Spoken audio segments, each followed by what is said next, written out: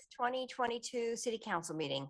Thank you for joining us in this hybrid meeting format, which enables the City Council to meet, hear from the community, and take care of business while keeping everyone safe.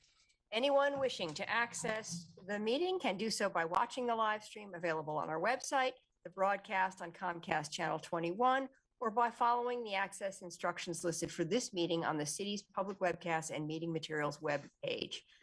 Tonight's meeting will include a public forum.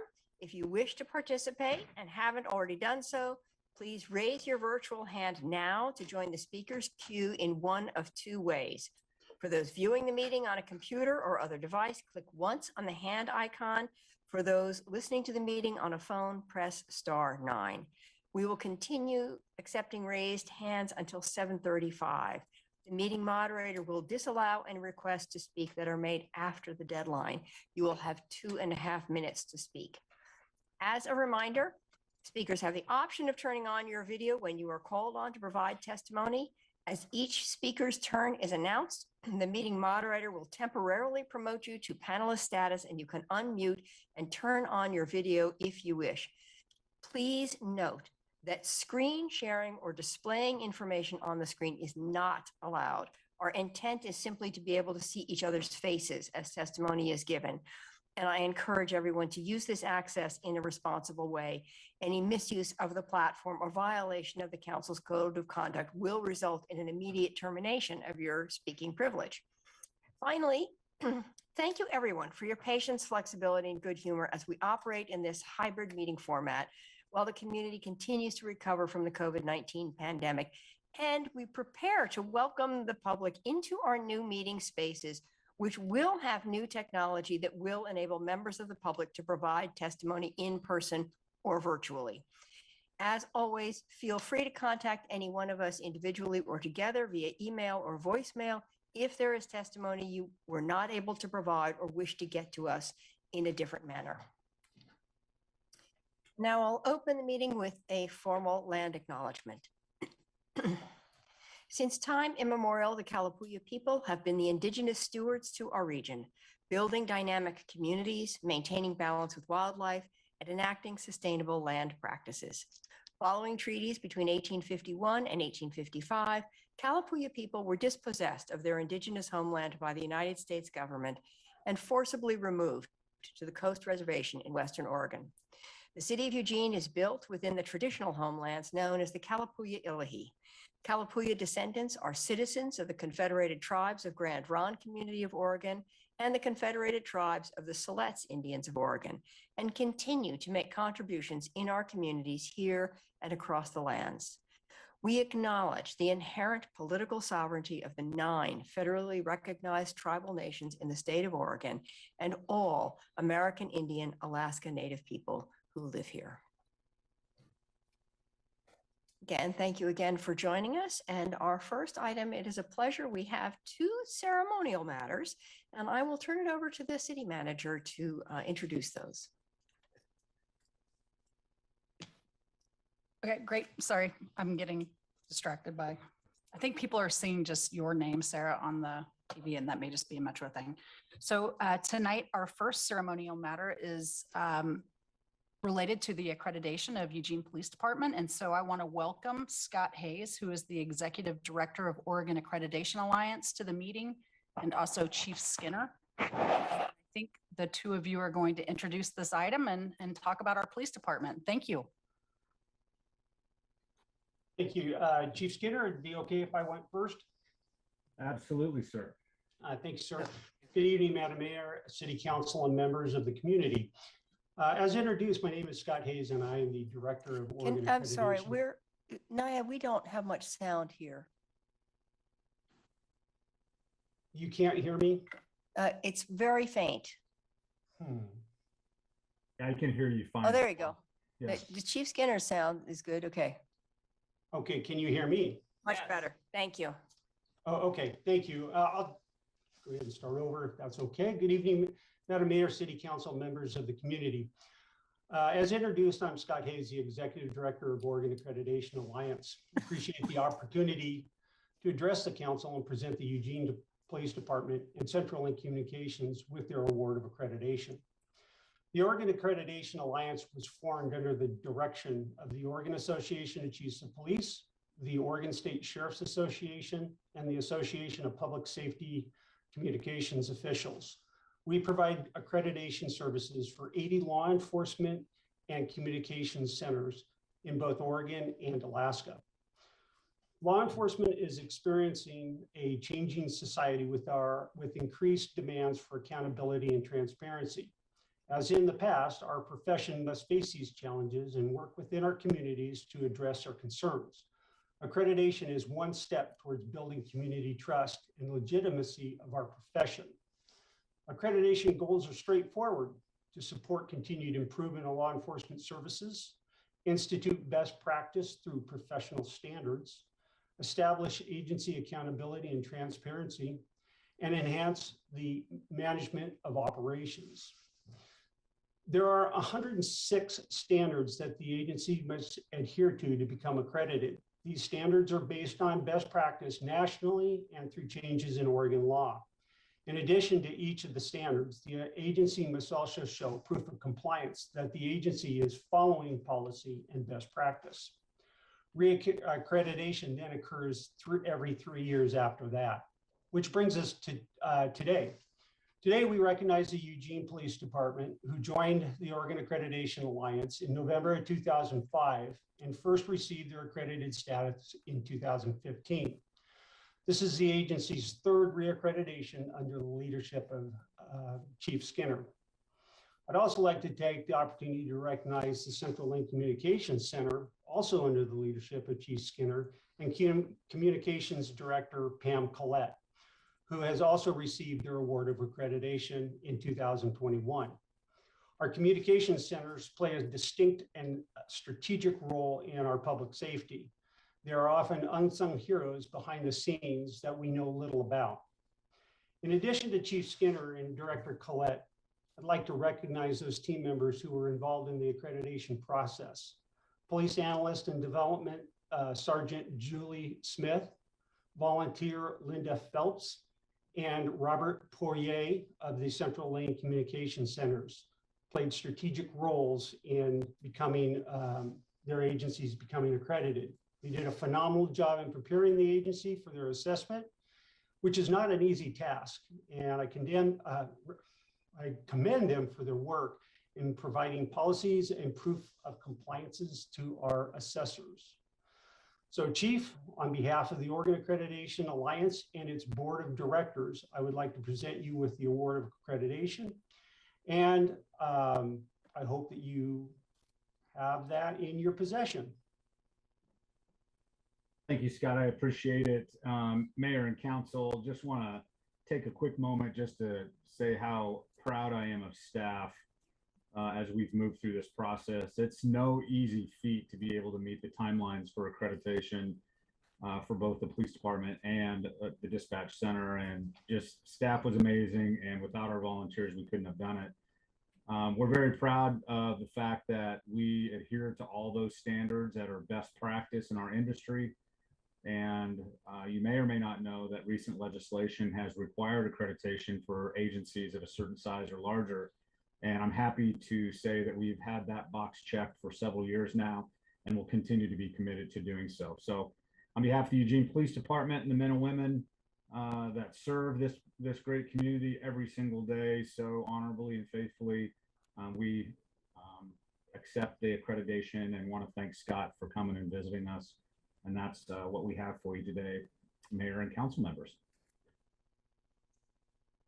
Thank you so much. I want to also thank Scott for joining us today to present this honor, and congratulations to you, Chief Skinner, for your leadership, and to your whole team for really setting up a tremendous department and being able to achieve this honor. So congratulations. And any other clappers? Yeah, there we go. There we go. At some point, Mayor, I'd like to be in the queue.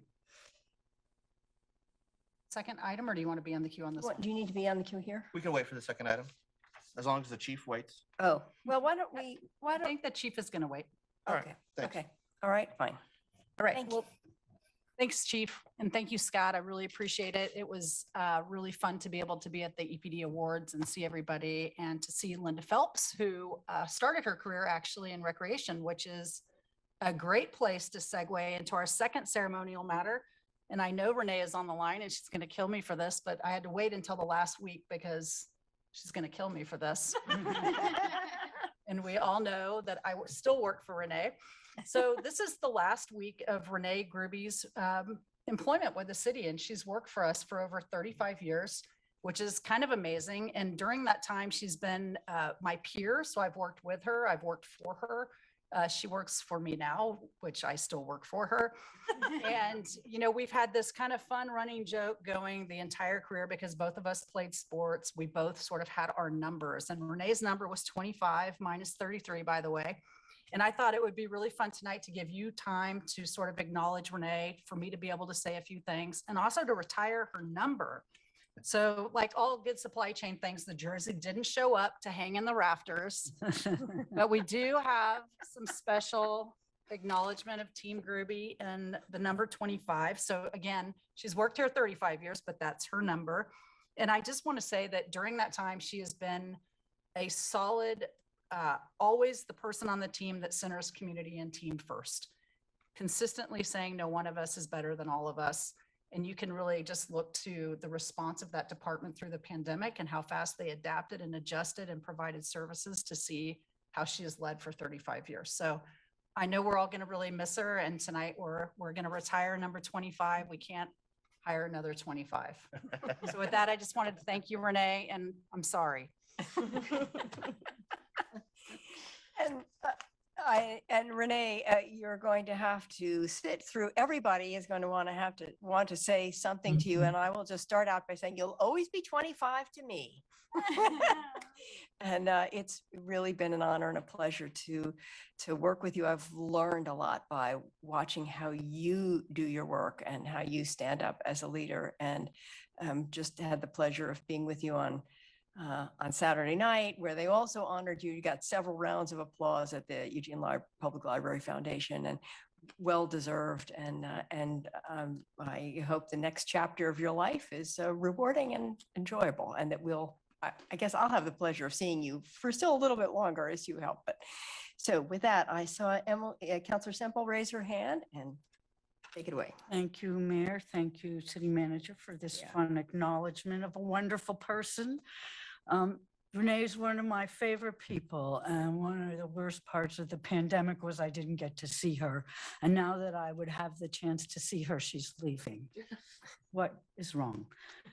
Renee really supports the whole community. We all do a lot, but she gets to do the happy learning celebration things. And I think my first or second year, we went on a field trip for the whole day, and Renee took me to Amazon and the camp up at the Cheese Park, and we went and saw the murals.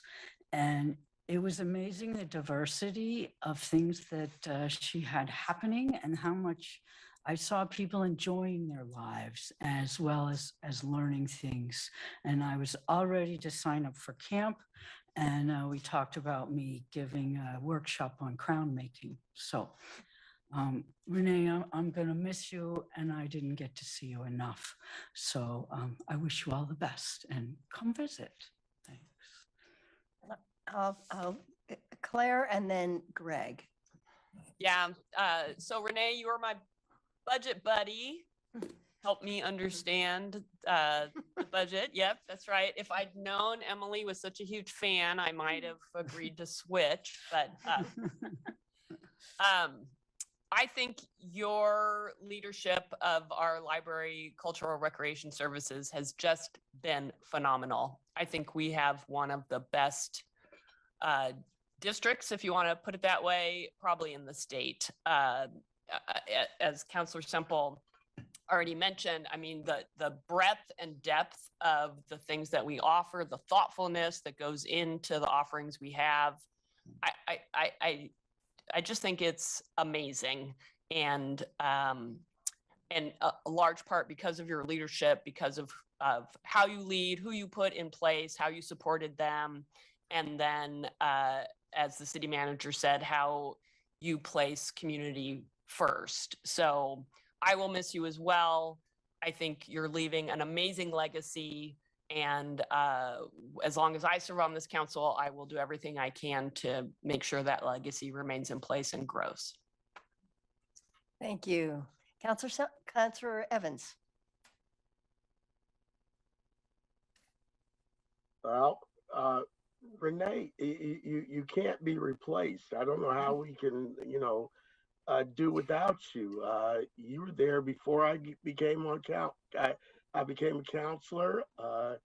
Worked with you in some other areas, and most specifically, most recently with the rebuild of Echo Hollow Pool, which you and your team did an amazing job on.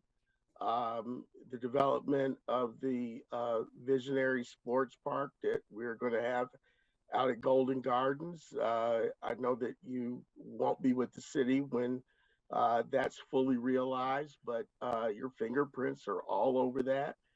And you were there before, we had the library that we have today, and largely responsible, for making that happen. So your legacy is very large, very expansive, and you have left a lasting imprint on Eugene that I don't see anybody ever really outdoing you, at least not in our lifetime. And your leadership, your confidence, your sense of calm. I've never seen you blow your cool before. You might blow your cool privately, but not in public. But you've always been a steadying force, and I think that's the hallmark of your leadership. And at the end of the day, you got things done. You have things that you've gotten done. And I remember when we were working on putting in, Rosa Parks Plaza. That goes back about 13 years ago now. People were scurrying around trying to figure out how we're going to do this and then the other thing. We said, no, we could do this.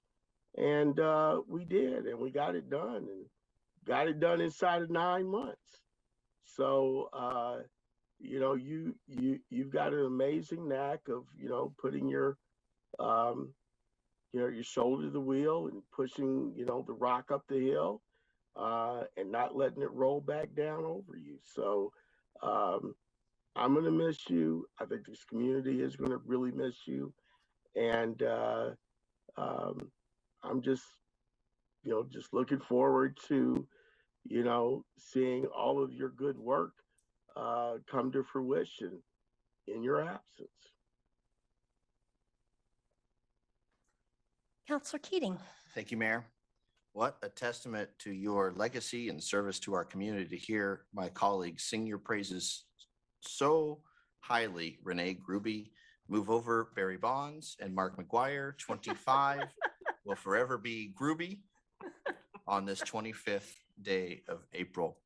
I only wish we could work together for 25 more years, Renee, but your imprint and your lasting imprint and your legacy on this community are very clearly and clearly stated, well articulated by my colleagues tonight.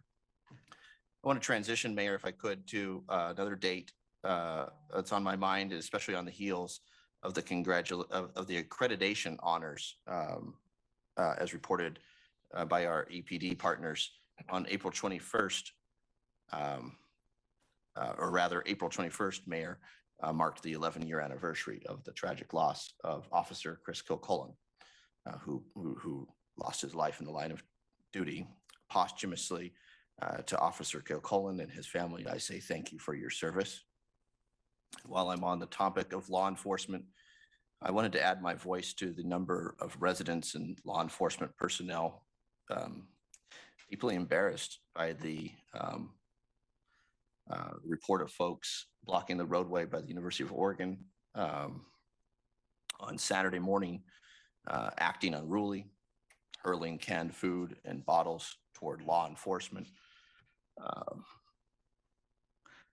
Such actions are grossly unacceptable, and as Chief Skinner coined the incident, a quote, complete embarrassment for the people engaged in that party.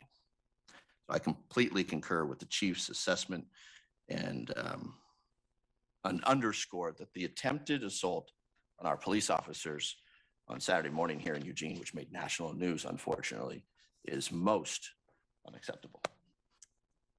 Okay. Jennifer, Council Ye. Yeah, thank you.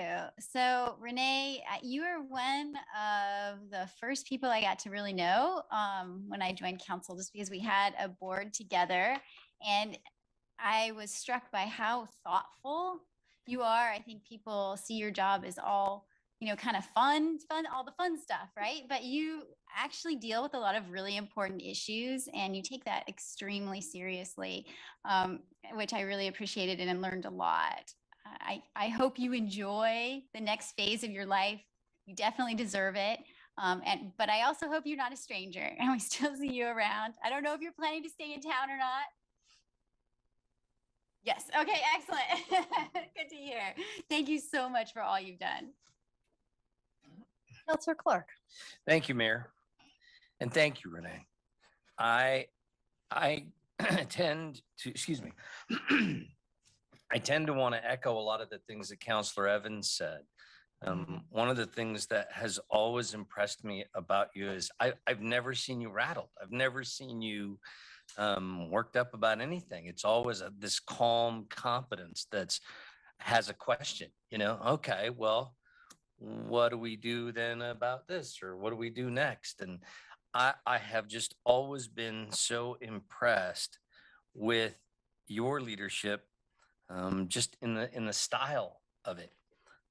Also with the amount of things that you've accomplished.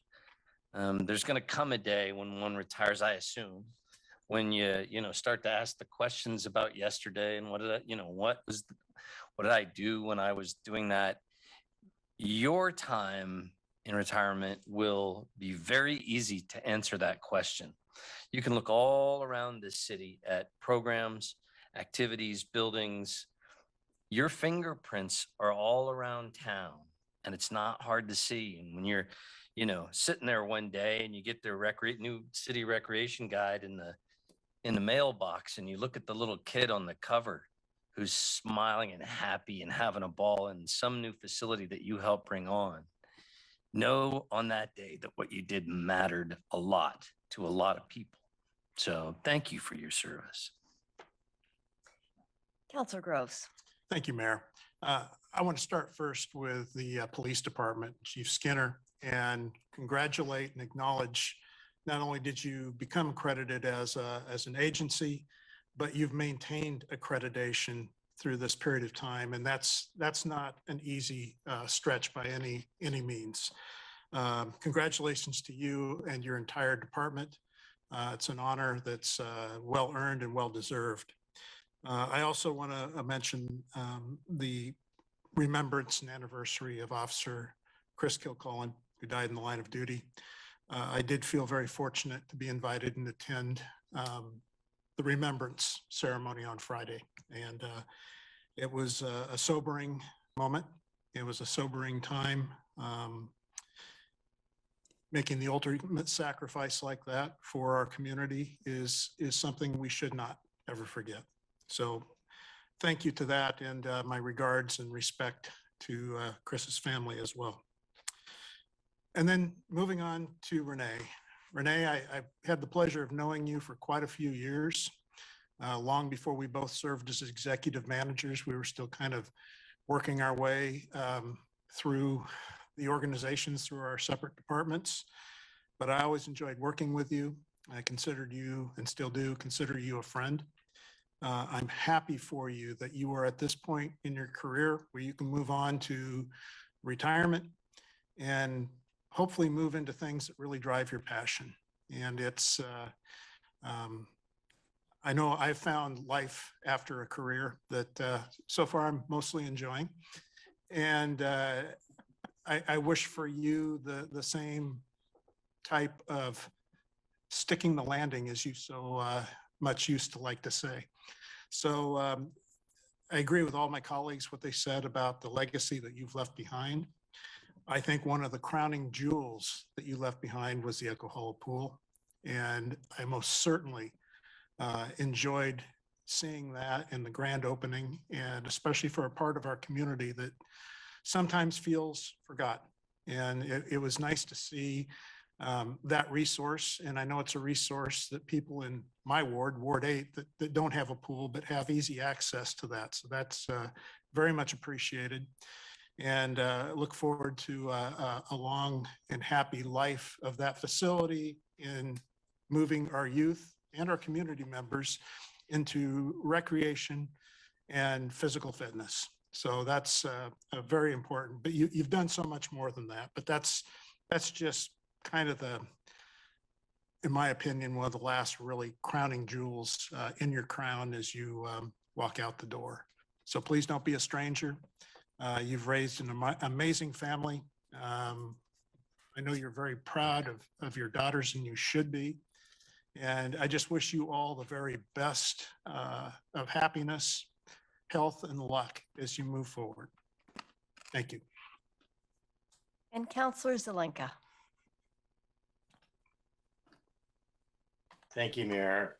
I believe you became the leader of LRCS Larks when I was still on the budget committee, Renee, and you and your team, because it does take a team, have done just a fantastic job in creating one of the best library, recreational, cultural services systems in the country. And you leave an amazing legacy and you leave LRCS in great shape. Thank you for all that you've done for Eugene and putting up with us. While Bonds and McGuire cheated, no disrespect, Councilor Keating, to get what they got, you did it the old-fashioned way with hard work and competence. And it's often said that one of the metrics is leaving a place in better shape than when you got there. Well, you hit that one out of the ballpark.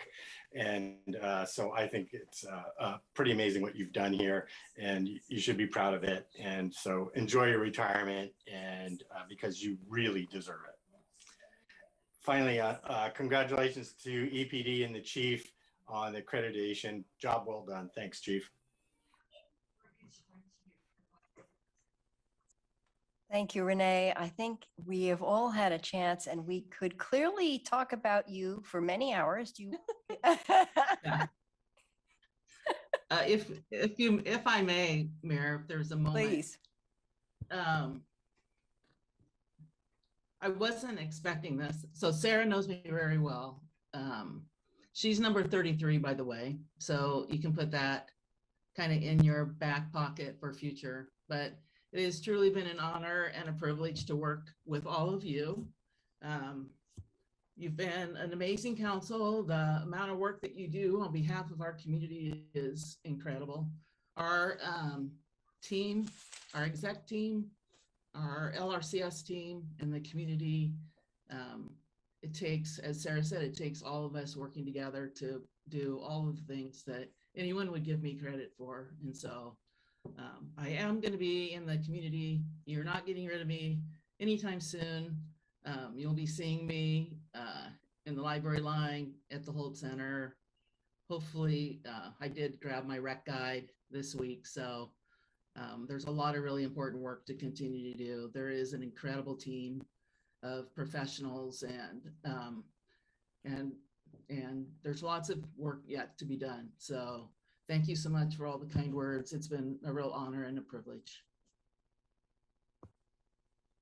Thank you. And I hope you have I'm sure it'll be a little emotionally tumultuous this final week at work. And I hope you enjoy all the ups and the downs of that final week at work, and then sleep in really happily next Monday morning.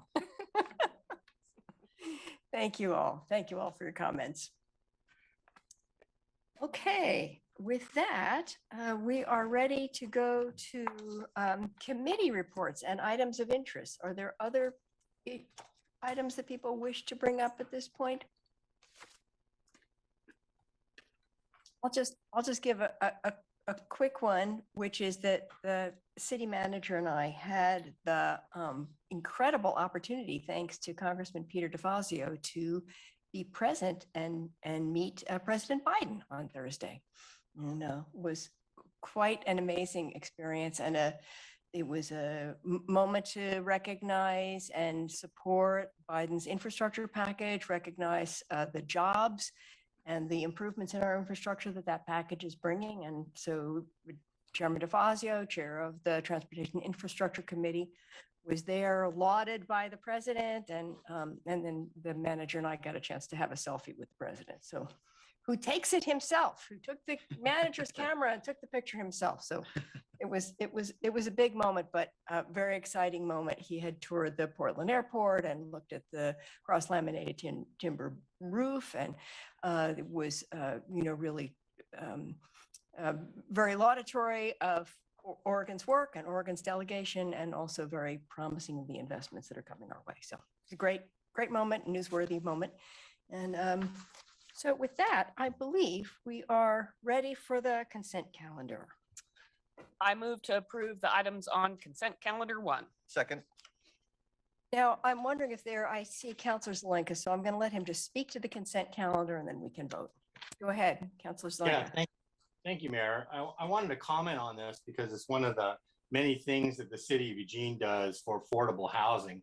For those of you that believe the misinformation campaign around that middle housing has no affordable housing provisions, well, here it is. This is part of it. The full plan, the consolidated plan, applies the entire city, regardless of zoning, and in all parts of the city. And the consolidated plan actually adds 500 units of affordable housing around the city, rehabilitates another 500 units, removes barriers to affordable housing, and assists over 20,000 people a year in the term of that plan in getting to affordable housing. So we do a heck of a lot of stuff in affordable housing, and this is one example of the many things that we do. So I just wanted to point that out before we voted on it, because it's in the consent and kind of hidden. Thank you very much for elaborating on that work. And with that, all in favor of the consent, please raise your hands. 1, 2, 3, 4, 5, 6, 7, 8, and that passes. Thank you very much. And now we are ready to move on to the public forum. The public forum is an opportunity for individuals to speak to the City Council on any city-related issues, except for those items which have already been heard by a hearings official. When it is your turn, the moderator will announce your name and promote you to panelist status. Please state your name clearly, and for Eugene residents, your ward or neighborhood, if known, before beginning your comments. Again, each person will have 2.5 minutes to speak. If you are watching the meeting, the timer should be visible. A yellow light will come on when you have 15 seconds to complete your comments. The red light indicates the end of the 2.5 minutes. For those who have connected to the meeting via phone and don't have the benefit of seeing the timer, please be aware that your microphone will be muted at the 2.5 minute mark. And I don't know how many we have signed up tonight. Oh, just a small number. So we don't need to worry about time limits, and I will turn it over to the moderator to call on the 17. Call on the first speakers. Thank you, Mayor. So we do have 17 speakers tonight for the public forum, and our first speaker is Betsy Hitz, followed by IUOE Local 701. All right. Good evening. My name is Betsy Hitz. I reside in Ward 1. I listened to the last council meeting and work session on electrification of buildings. I appreciate the difficulty of crafting ordinance language and want to express gratitude to the councilors, mayor, and city staff and activists who are keeping up the momentum. I was disappointed, though, that after the city manager stated that staff needed up to 6 weeks to gather information to answer counselors' questions, that the motion passed was to hold another work session no later than July 31st, not 6, but 12 weeks out. The unfolding climate crisis begs that we stop business as usual, treading water, and start swimming towards a clean energy future now. I got to thinking back on the timeline of Eugene's climate action plan since 2016 when I first got involved. A lot of talk, not a lot of action. For over 5 years, facts about the climate problem and the climate solutions that Eugene can be a part of have been aired repeatedly. There have been many heartfelt stories and pleas to usher in a livable future for our grandchildren and theirs. I too am concerned about the future for my 5-year-old granddaughter. It also got me thinking about a cognitive bias or hardwired through evolution way of thinking known as the sunk cost fallacy. The more we've invested time, energy, and resources into a pursuit, in this case, the burning of fossil fuels, the more likely we are to stick with it, even in the face of seriously negative outcomes. Sadly, we continue to rely on fossil fuels as a primary source of energy in the face of decades of evidence that we both can and should transition to clean energy and a carbon neutral future. Luckily, our clever brains that spawned the Industrial Revolution and our resulting addiction to fossil fuels can also get us out of this climate mess, or at least make it a little better. But only if we face the facts squarely and act quickly. I vote for us having the courage to admit that we've gone down the road of fossil fuel dependence for far too long. Now the right thing to do is to get clean. We must evolve. Thank you. Thank you, Betsy. Next is Nate Stokes, followed by Lynn Woodrich.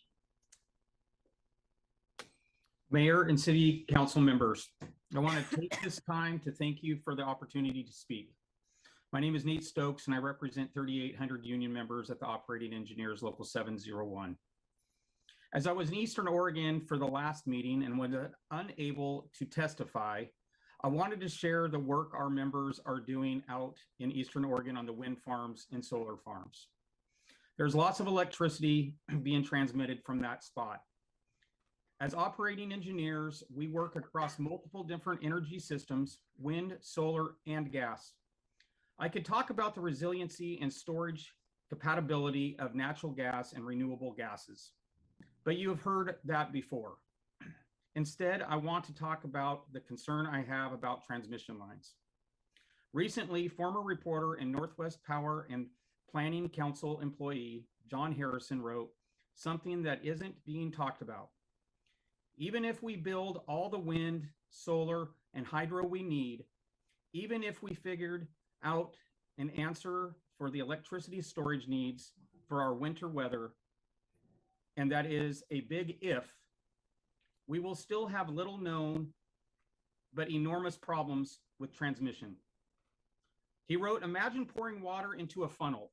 The water backs up as it pours through the narrow opening because the funnel can't be handled all the water at once. In this analogy, the water is the funnel, is generated power. The water pouring out of the funnel is the transmission of power. Transmission experts report that as more renewables are added to sunny, windy, but remote areas, new transmission lines will be needed. But just try to build one, he said. Building a new transmission line here will take 10 to 15 years. And that does not sync up with our clean electricity goals.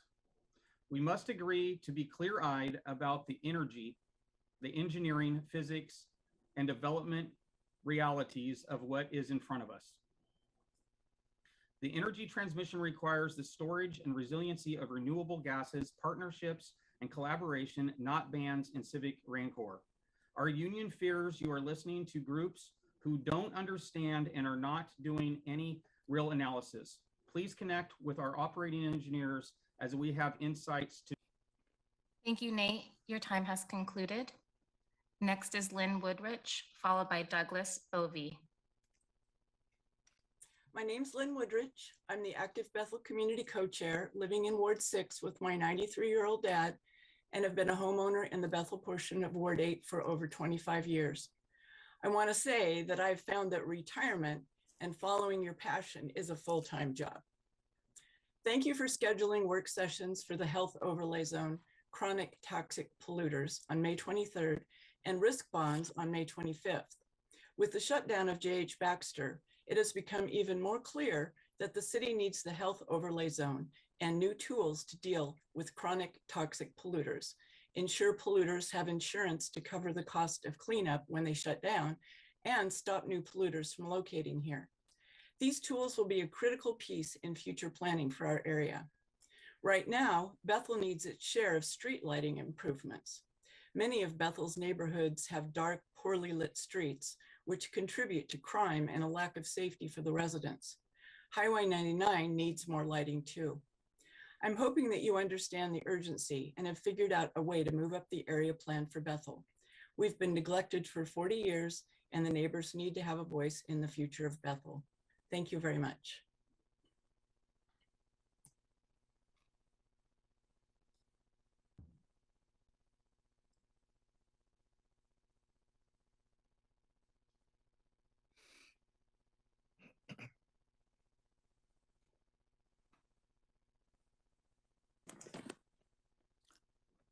Hello, can you hear me? Doug Bovee here.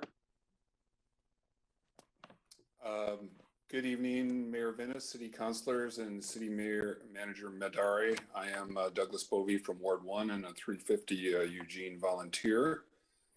I wish to support and appreciate your efforts to help Eugene do its part to provide for a clean environment and a safe planet for our children, grandchildren, and beyond. I wish to be a good ancestor. It's very important to me. Climate action plan that the motions passed last fall help us, and the motions passed last fall help us do just that. And it is important that we keep this process moving forward. I agree with the city staff that this council can amend city code to say natural gas infrastructure is prohibited in newly constructed buildings. In May of last year, the United Nations Environment Program Director stated, cutting methane is the strongest lever we have to slow climate change over the next 25 years. We need international cooperation to urgently reduce methane emissions. And here in Eugene, we need to practice think globally and act locally. Unfortunately, the recent Northwest methane and Eugene builders and realtors ads and open letters are further denial of global heating and our role in addressing it. And it's simply not accurate to say that the citizens of Eugene have not been polled about climate change concerns or that construction with all electric infrastructure is more expensive than construction which includes gas as an energy source. While it is true that sometimes we temporarily lose electric power, all energy delivery systems are fallible, and I am much more concerned about gas leaks and earthquake-induced pipeline rupture than the occasional, usually brief loss of electricity. As with seatbelts and smoke-free workplaces and public spaces, sometimes we humans voluntarily trade some personal freedom for community safety and the public good. This is another of those situations. Look forward to your continued work on climate health, and thank you for the opportunity to testify. Thank you, Doug. Next is Debbie Mcgee, followed by Safe Cities Campaign. Good evening, Mayor, Manager, and Councilors, and belated Happy Earth Day. I am Deborah Mcgee. I live rurally, but Eugene has been my community town for 35 years. I'd like to express appreciation for the committed activists 52 years ago who, looking at all the environmental degradation like polluted air, rivers catching on fire, and I want to express appreciation for those activists who organized and activated decision makers that resulted in a national recognition of an Earth Day and the President's signing of the Clean Air and the Clean Water Acts.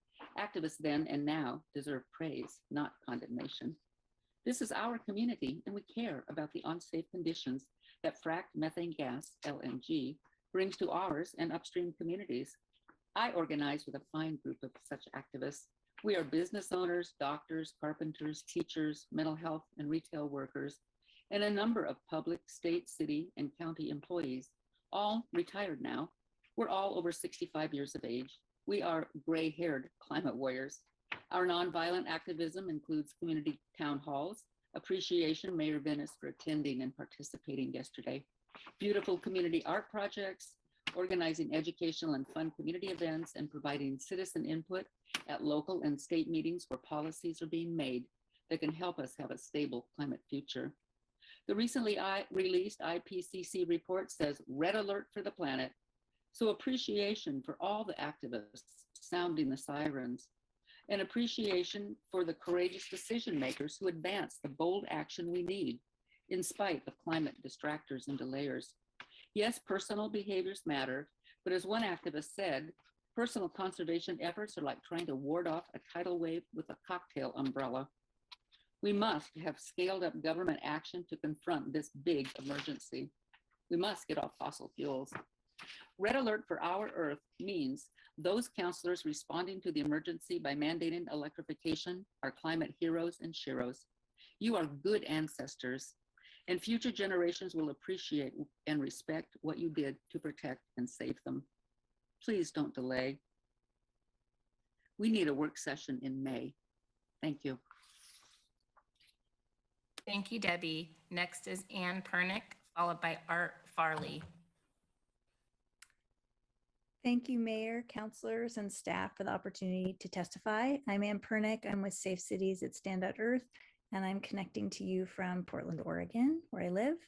And I want to thank you all for the vote to forward the 2 motions on transitioning Eugene to clean electricity that happened last fall.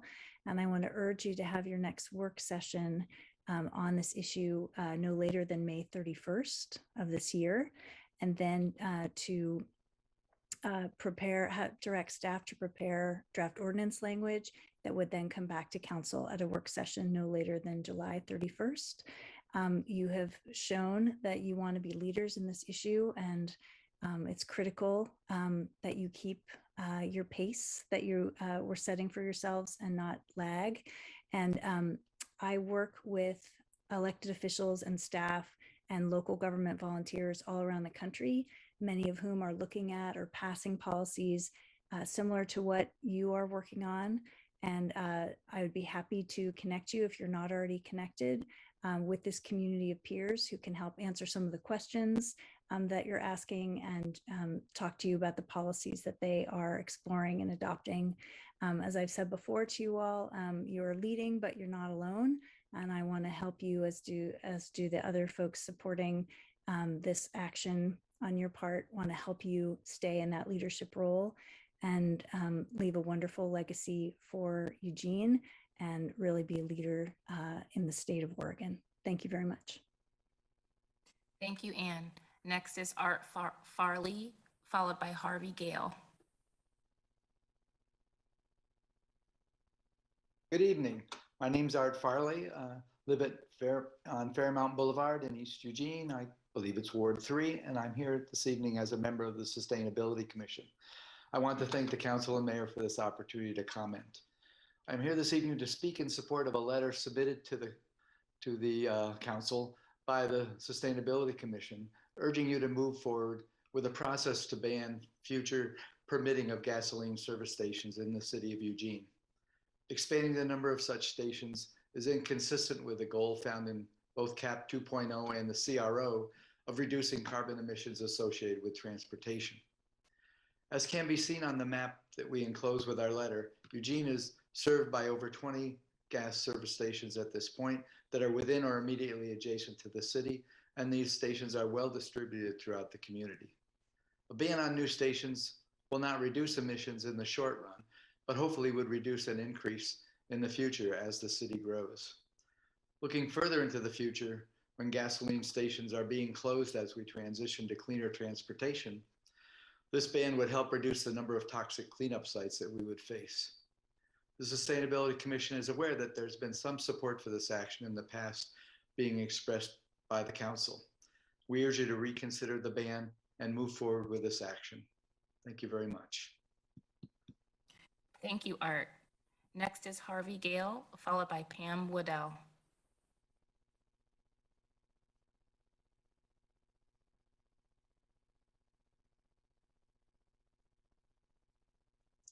I unmuted, sorry about that. Hello, Mayor Venice and City Councilors. I'm Harvey Gale. I'm the Executive Director of Association of Fireplace Retail Stores. There are several of those in the Eugene Springfield area. And they service and sell natural gas appliances like fireplaces and other things. We are opposed to the gas ban, and that would require all new homes to be fully electric. We're concerned that the council doesn't fully understand the role of fireplaces in people's homes and how important energy choice is and resiliency of energy is for people. Your customers and your constituents, they want energy options besides electricity. They want resilient, reliable heat in the event of power outages. That's why they buy our products. I found it interesting that your research included a number of cities in California that had similar gas bans. And while that's great for them, they do not get the cold weather power outages that we do get in Oregon. That's a very inaccurate comparison. So when people make decisions about their families in their homes, they should have the right to weigh in on this important issue. You're not allowing this input.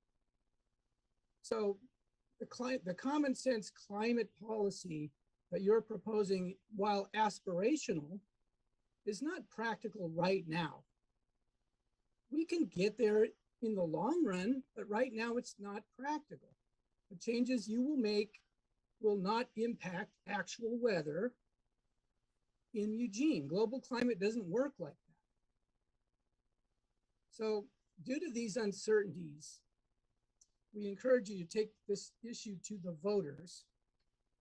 And our industry is available to answer a lot of these tough questions. I was listening to the last public forum, and I found it interesting that commercial businesses, there's a lot of questions there about how those industries and those businesses are heated. I think those are very important questions also. So thank you for taking this up, and I appreciate the time tonight. Thank you, Harvey. Next is Pam Woodell, followed by a phone ending in 327.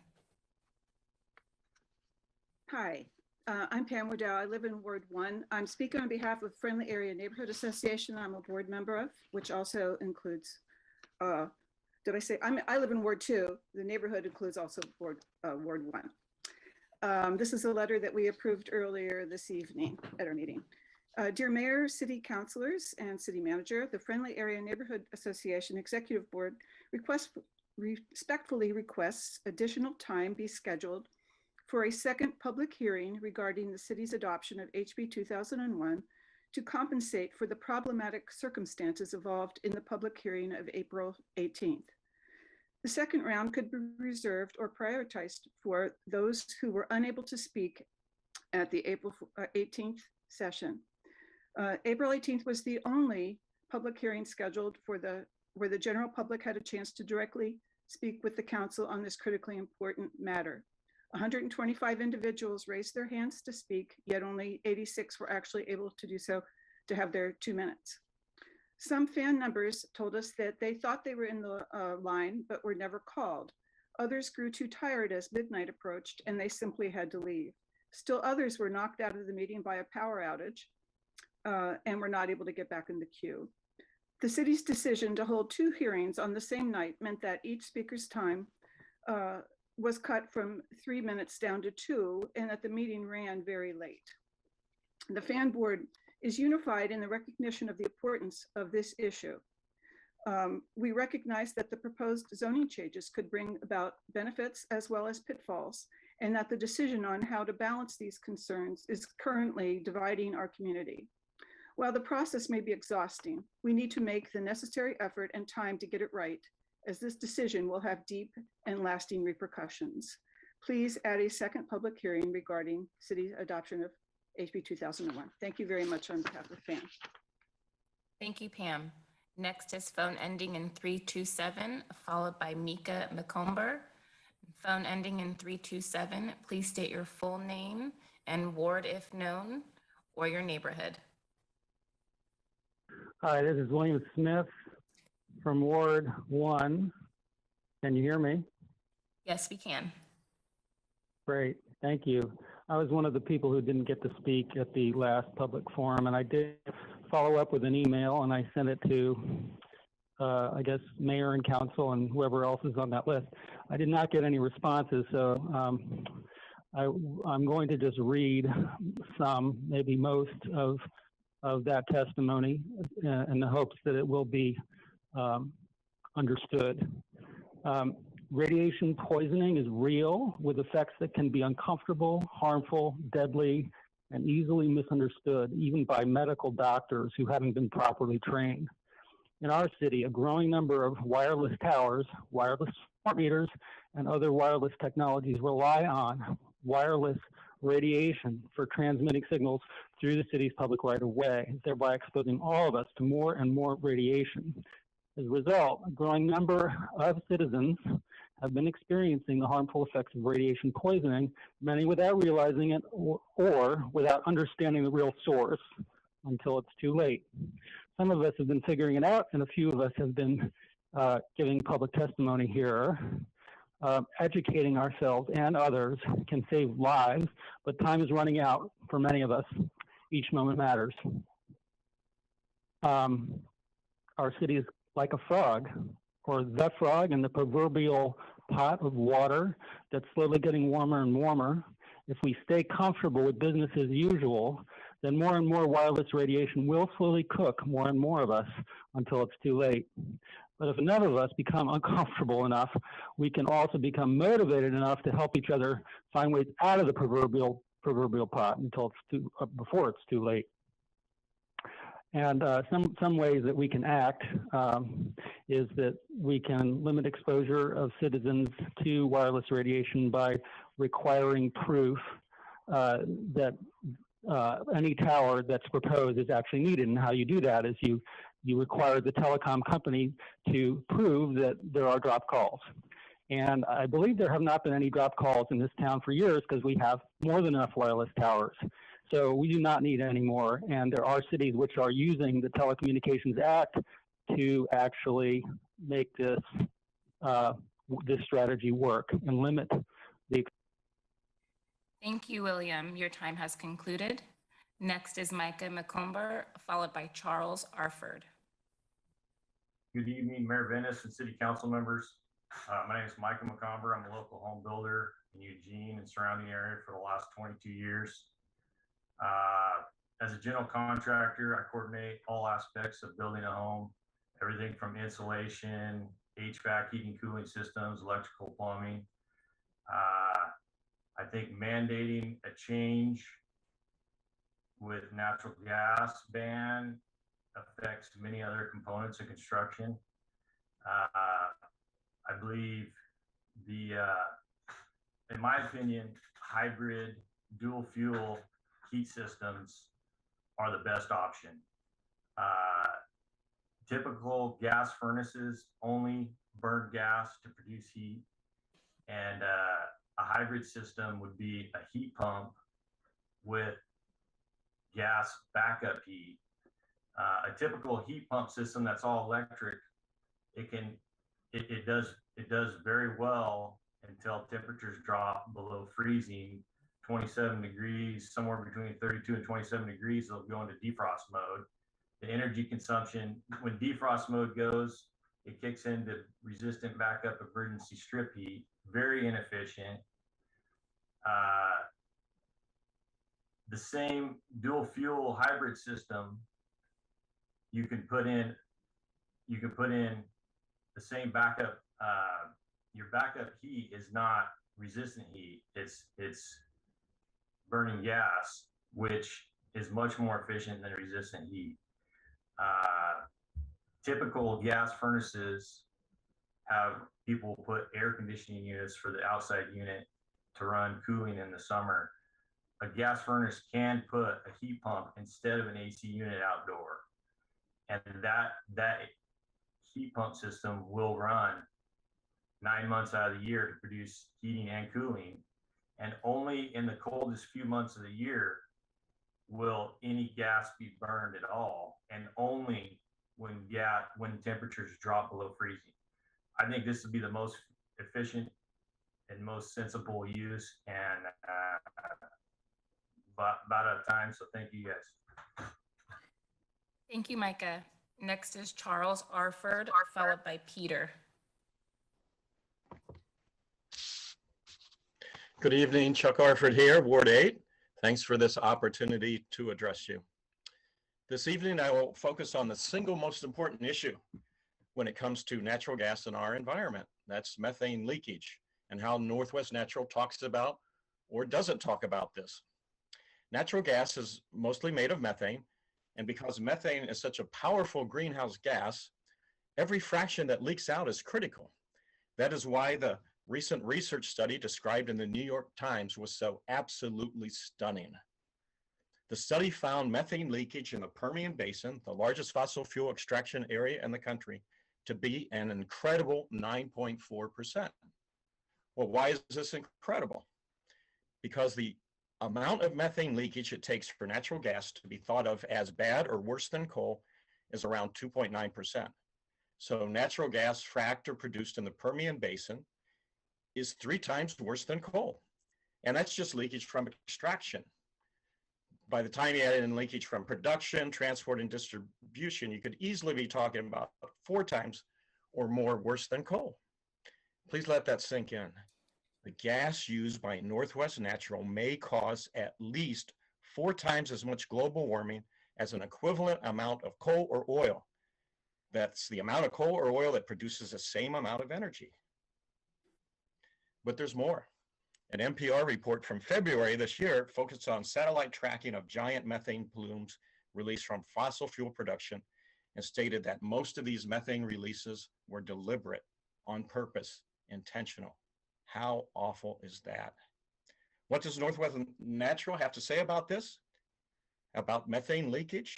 Absolutely nothing. A while back, they did claim to have one of the tightest, lowest emitting systems in the nation. That turned out not to be true.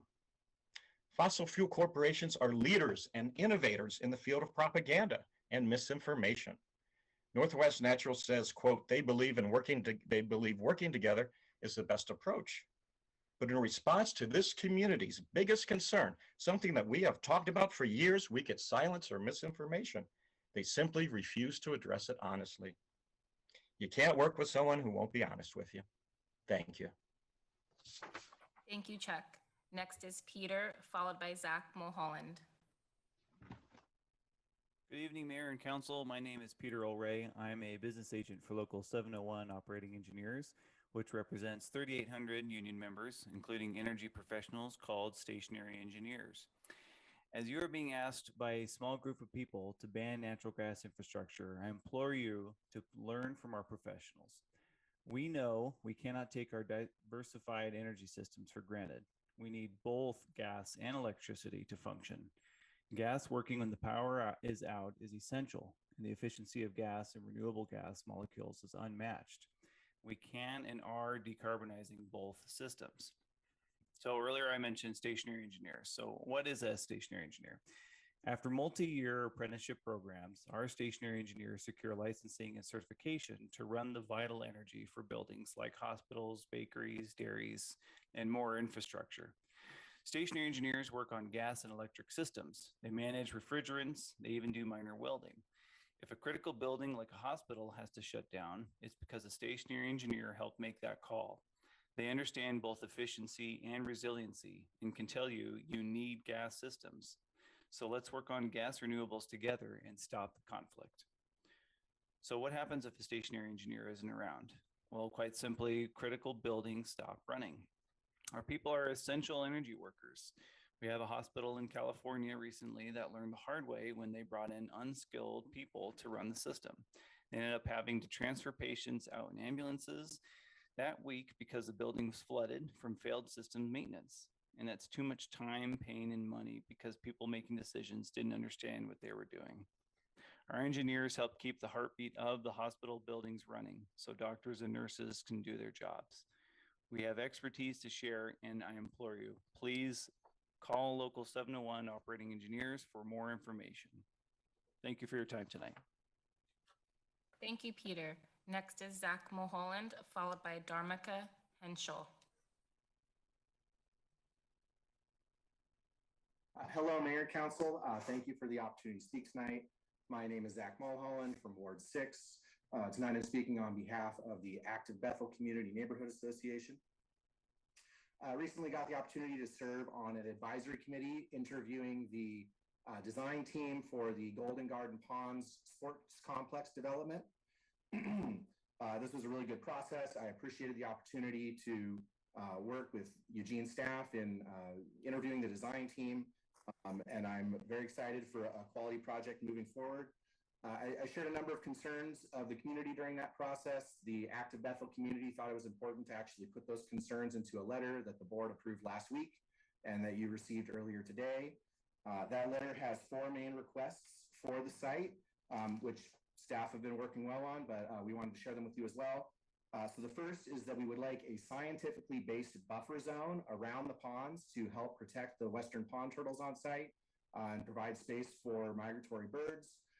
There's a question around what type of turf the fields will be made out of, either plastic astroturf, some type of new natural type of astroturf that doesn't have plastic, or fields which might have pesticide runoff, but also might not be usable for the entire year. And so there's a trade-off in terms of what types of materials are used and how close to the ponds those should be. And we're really hoping that sort of the initial step will be to say, what space do we need for the turtles? And that we'll be putting the fields around that space. The second is the inclusion of an advisory committee to continue to advise staff and the designer throughout the design and implementation phase, just so there's that constant community voice as a sounding board. Active Bethel would be happy to have some members participate in that, along with kids sports and other programs. We're really looking for a good balance between natural areas on the site, amenities for the local neighbors, and then this really world-class sports complex that the community wants to build. And last, the site really needs to have more land if we're going to have 15 sports fields out there and have room for these natural areas and the neighbor amenities for the neighbors. Staff wanted to buy additional land to the north of the site, but we're told they couldn't because of how it was zoned in the UGB expansion process. I'd like you to revisit that and make it possible to buy more land if at all possible. Thank you so much, and appreciate your time tonight. Have a good night. Thank you, Zach. Next is Dharmika Henschel, followed by Alan Hancock.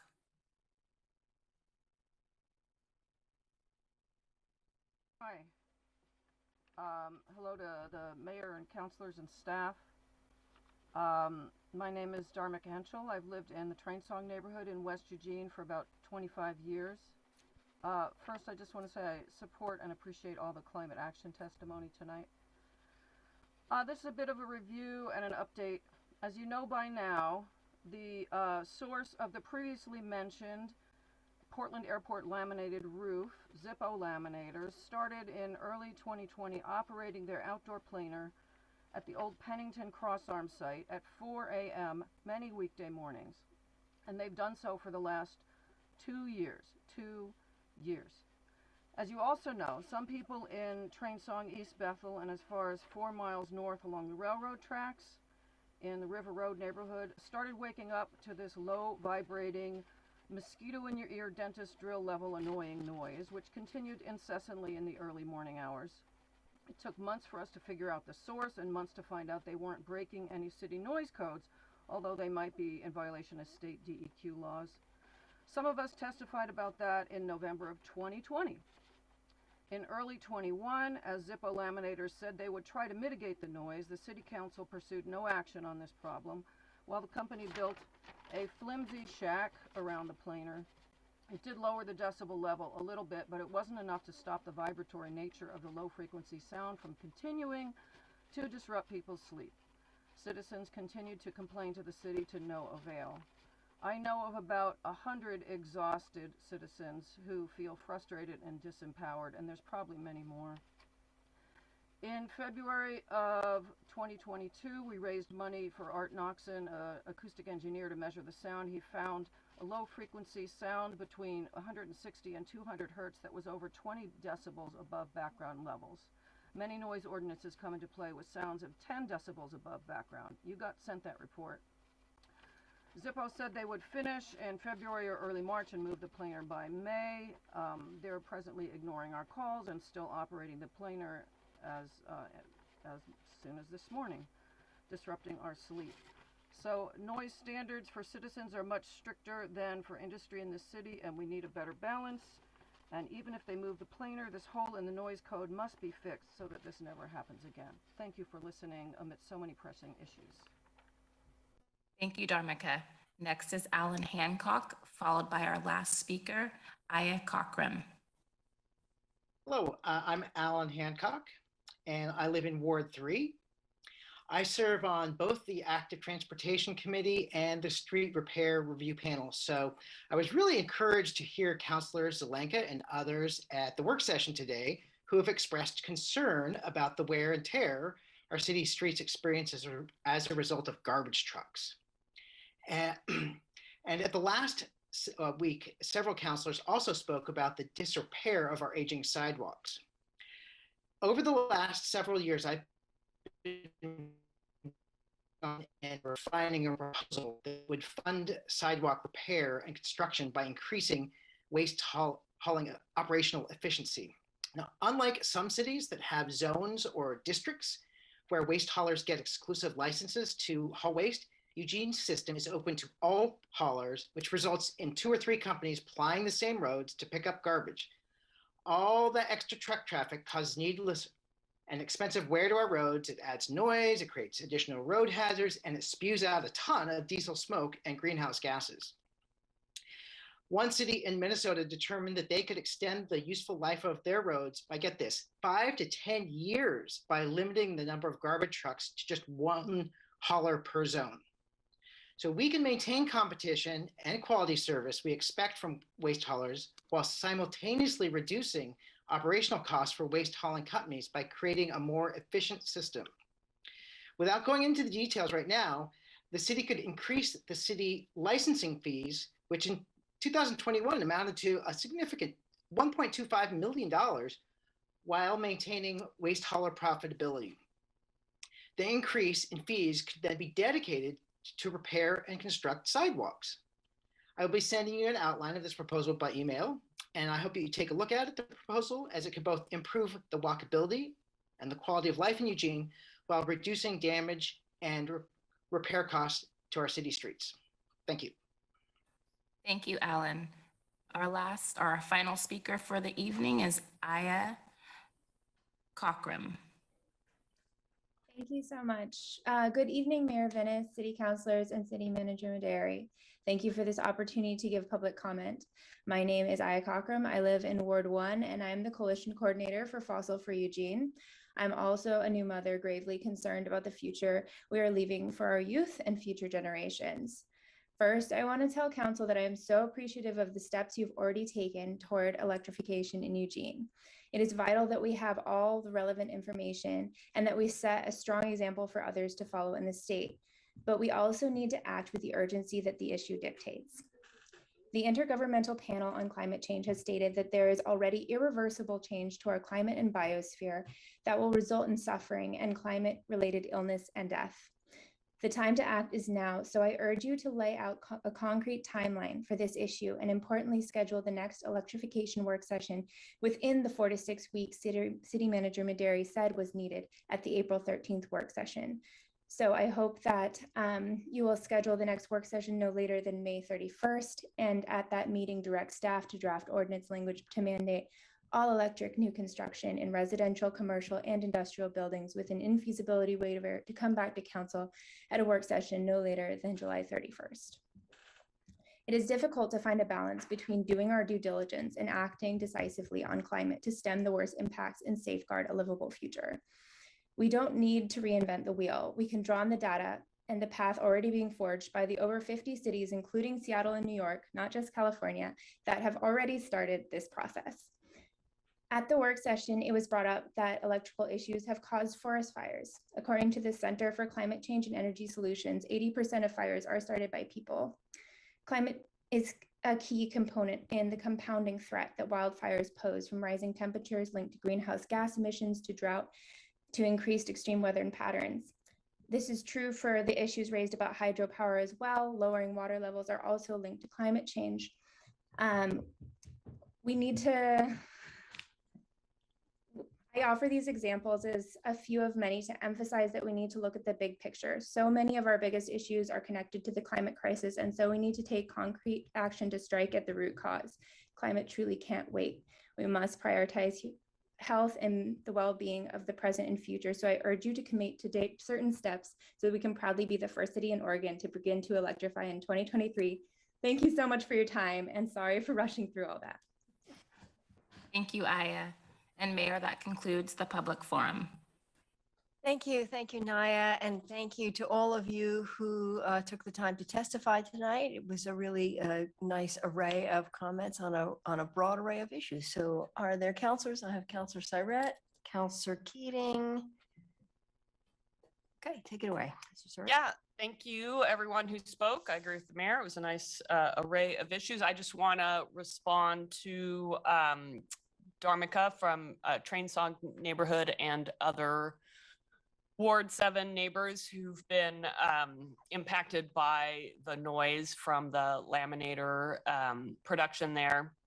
So we do have a May 23rd work session scheduled to look at chronic toxic pollution, polluters, and regulating those in the city. And this particular issue is included in that, expressly included. And I hope to come out of that work session with a motion to move an ordinance to a public hearing on regulating this particular kind of disturbance, which is not currently covered by our noise ordinance. I'd also like to ask the city manager to follow up on the fact that it appears they made some commitments to, that Zippo Laminator made some commitments to move their planer inside in May. And I know I've been in touch with city staff on this before to find out what the status is of the work there now and if they're following through on the commitments they've made. So I appreciate hearing from you on that, Dharmika, and for speaking on behalf of the many, many people who are negatively impacted by that particular industrial activity. Thank you. Councilor Keating. Thank you, Mayor. And thank you, Council President Syrett, for honing in on the May 23rd addressing chronic polluters work session. I was going to bring it up as well and just get confirmation that a portion of that work session will be dedicated to addressing the potential violation of sound ordinance and noise standards from Zippo laminators. There is a work session open on Wednesday, May 25th, that we may want to consider having a dual or two chronic polluters work sessions. There's a lot on the agenda, but certainly the Zippo laminators rises to the top of the conversation. So thank you for bringing it up and asking for that clarification. And thank you, Dharmika, for the testimony. Pam Woodall of Ward 2, I hear you, and I would support a second public hearing. I don't know if I'm ready to go to midnight again, but I hear the concern and duly noted. Alan Hancock, you are so right in regard, and as is Councilor Zelenka, who's continuously beat this drum about looking at the garbage trucks or that are essentially limiting the life of our city streets and arguably creating a livability issue when there are multiple garbage trucks, multiple garbage days throughout our community. But in addition to garbage trucks, as I've mentioned in previous work sessions, I have a thirst for exploring the increased amount of delivery drivers on the city streets, as there's been a significant uptick in online purchases, resulting in more vehicles using our city streets as well. So I think that conversation is one that it warrants a work session and perhaps